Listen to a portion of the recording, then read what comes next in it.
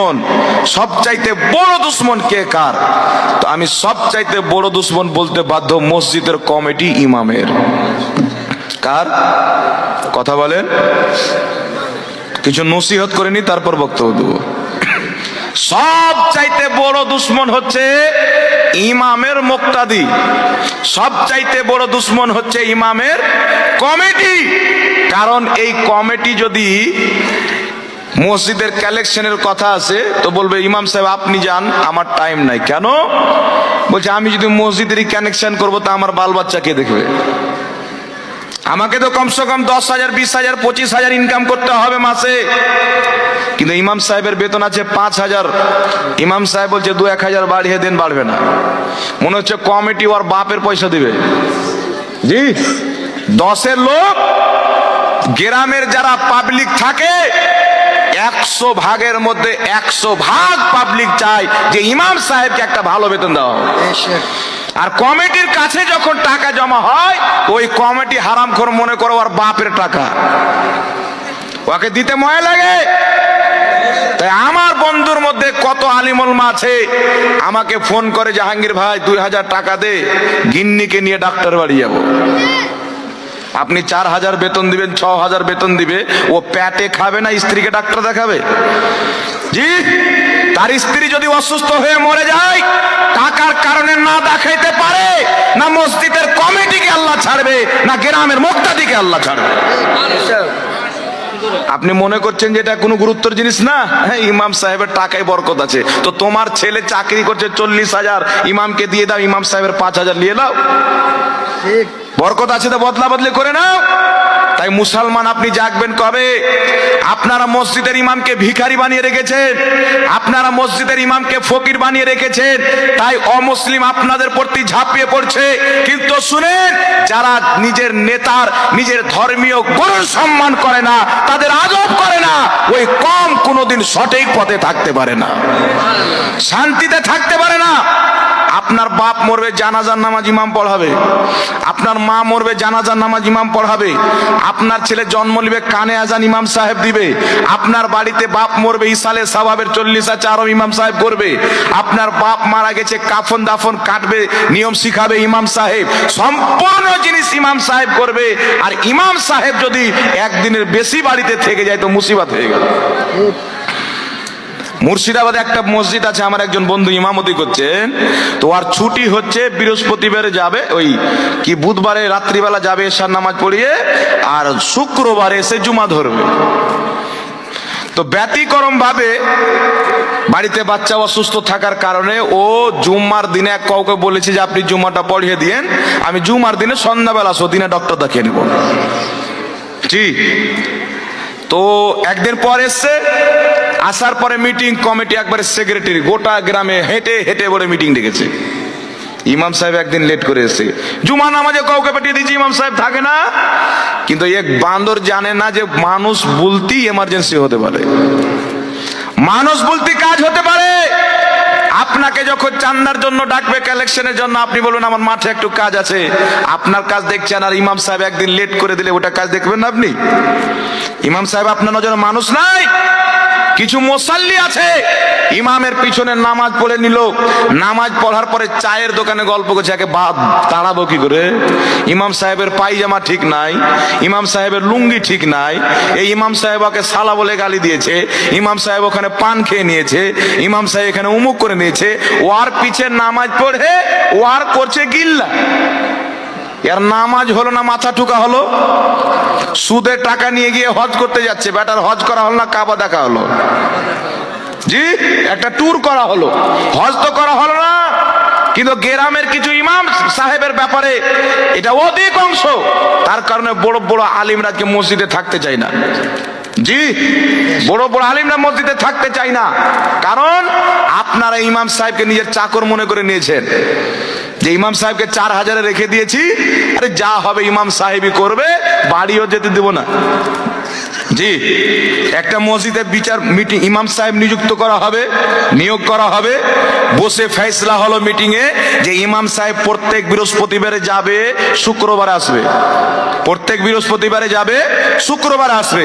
যেমনই বৃহস্পতিবার হয় ইমাম সাহেব বাড়ি চলে যায়, শুক্রবার এসে জুমা পড়ায়। যেমনই বৃহস্পতিবার হয় ইমাম সাহেব বাড়ি চলে যায়, শুক্রবার এসে জুমা পড়ায়। প্রত্যেক বৃহস্পতিবারে যায়। কমিটির তবুও লাগে, এটা মিটিং এ পাস করা আছে, তবুও কমিটির ব্যথা হয়ে গেল। মিটিং এ না হলে বলা হয়েছে প্রত্যেক বৃহস্পতিবারে যাবে, শুক্রবার আসবে, তাই কি প্রত্যেক বৃহস্পতিবারে যেতে হবে? ইমাম সাহেবকে বলছে হুজুর মিটিং এ না হলে আমরা বলেছি প্রত্যেক বৃহস্পতি, আপনাকে প্রত্যেক বৃহস্পতিবারে যেতে হবে। তো একজন ইমাম সাহেব বলেছিল যে কমিটির লোক শুনেন, আপনারা হিজড়া ইমাম রাখিয়েন, ছক্কা ইমাম রাখিয়েন, ওর ছেলে পিলে হবে না, বউটাও হবে না, ওদেরকে সময় দিতে হবে না, ডক্টর বাড়ি যেতে হবে না, ওদেরকে সময় দিতে হবে না। তাই শুনেন, যতদিন পর্যন্ত আপনি আপনার ইমামের সম্মান না করতে শিখবেন, আপনার নামাজ হচ্ছে কিনা আল্লাহ মালিক। যে ইমামের পিছনে নামাজ পড়ছেন ওই ইমাম ঠিকভাবে একবেলা গিয়ে মাংস কিনতে পারে না, 5,000 6,000 টাকা বেতন দিচ্ছে, দুটা বাচ্চা কাচ্চা আছে। ইমাম সাহেবের স্বপ্ন দেখা কি হারাম আছে যে আমার সন্তান একটা ভালো স্কুলে পড়বে? ইমাম সাহেব কি এর ইচ্ছা নাই যে আমার বেটা একটা মিশনে পড়বে?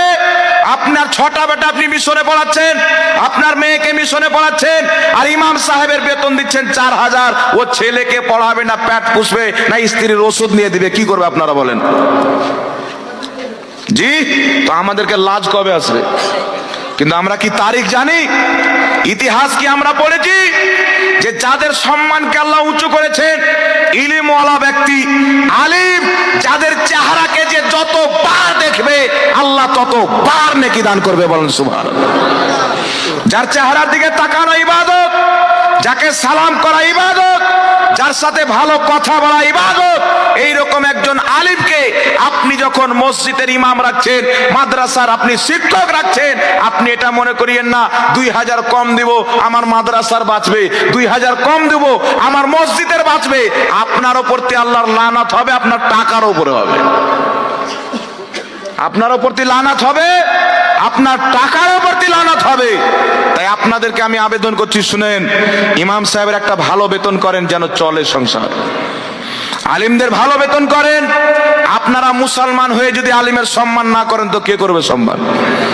আপনি মুসলমান হয়ে, আপনার নবী তো বলে গেছেন আমার ওয়ারিস হচ্ছে আলিম উলমাগণ, আমার নাইব হচ্ছে আলিমগণ। একটা ইমাম সাহেবকে উপযুক্ত বেতন দিতে হবে। একটা গ্রাম আছে 200 ঘরের বস্তি, এই 200 ঘরের বস্তি যদি মাসে আপনার 20 টাকা করে দেয় তো অনেক টাকা হয়ে যায়। কিন্তু কমিটি কি করে জানেন? তারাবির নামে উঠালো 50,000 টাকা, আর ইমাম সাহেবকে দিচ্ছে 7,000 টাকা তারাবির নামে। আমি যদি একটা মিথ্যা কথা বলি তো আমাকে ধরেন। তারাবি হচ্ছে গ্রামে উঠাচ্ছে কে 100, কে 200, কে 300। তারাবি পড়ার নামে উঠিয়ে এলো 50,000, আর ইমাম সাহেবকে দিচ্ছে 10,000, ইমাম সাহেবকে দিচ্ছে 7,000। আরে তারাবির নাম দিয়ে আপনি যত টাকা উঠলেন, 5 লাখ উঠুক আর 5,000 উঠুক, সমস্ত টাকার অধিকার হকদার হচ্ছে ইমাম সাহেব। ওর মধ্যে একটা টাকা মসজিদে লাগানো হারাম আছে, একটা টাকা কোথাও লাগানো হারাম আছে। ওই সম্পূর্ণ টাকা তারাবি পড়ার কারণে জনগণ আপনাকে দিয়েছে, ওই পুরো টাকাটা আপনাকে ইমাম সাহেবকে দিতে হবে।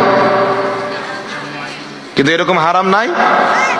ইমাম সাহেবের নামে উঠিয়ে নিল 30,000 টাকা উঠলো, 5,000 দিল, 25,000 লাগাচ্ছে মসজিদে। তোর মসজিদের নামাজ হবে রে? তা আপনি কোন সমাজ চালাচ্ছেন? ইসলামকে বাঁচার জন্য সমাজ চালাচ্ছেন না ইসলামকে নষ্ট করার জন্য চালাচ্ছেন? তাই খবরদার মুসলমান, নিজের ইমামদের উপরে জুলুম করিয়েন না, আল্লাহর আযাব নাজিল হবে। নিজের ইমামদেরকে ঠিকঠাক ছুটি দিতে হবে। ইমাম সাহেব আছে, ওর বাড়িতে ছেলে মেয়ে আছে, ওর স্ত্রী আছে, ইমাম সাহেবকে ঠিকঠাক বেতন দিতে হবে। কারণ অসুখ তো আমার নবী পাককেও হয়েছে, ইমাম সাহেবকে তো হবে। ইমাম সাহেবের ঠিকঠাক বেতন দিতে হবে। আপনাদেরকে চিন্তা করতে হবে যেন আমার ইমাম সাহেবের ছেলে মেয়ে অশিক্ষিত হয়ে না থাকে, ভালো ভালো জায়গাতে যেন পড়াশোনা করে। আর আপনি বুক ফুলিয়ে বলবেন যে আমাদের ইমাম সাহেবের ছেলে অমুক মিশনে পড়ছে, অমুক বড় মাদ্রাসাতে পড়ছে, অমুক বড় কলেজে পড়ছে, এটা আপনারাও খুশি পাবেন ইনশাআল্লাহ। আর ইমাম সাহেব আপনার প্রতি খুশি হবে। ইমামকে বেতন দিচ্ছে, আর পেটে জ্বালা, মাংস কেনার জন্য টাকা পায় না। জি হাজার দুঃখিত, মাংস কেনার পর্যন্ত টাকা জমে না। একজন আমার বন্ধু ফোন করছে, মসজিদে ইমামতি করে, বেতন দিচ্ছে 6,000। আমাকে একদিন ফোন করছে ঈদের দিনের একদিন আগে, ফোন করে বলছে ভাই 5,000 টাকা ধার দে। কেন?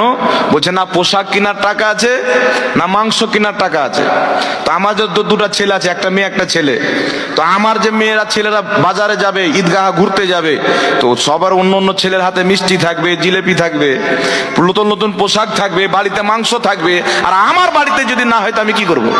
চোখ দিয়ে পানি বেরিয়ে গেল। জি, তো এই জুলুমটা কে করেছে? ওর গ্রামের মুক্তাদিরা করেছে, গ্রামের মন্ডলরা করেছে।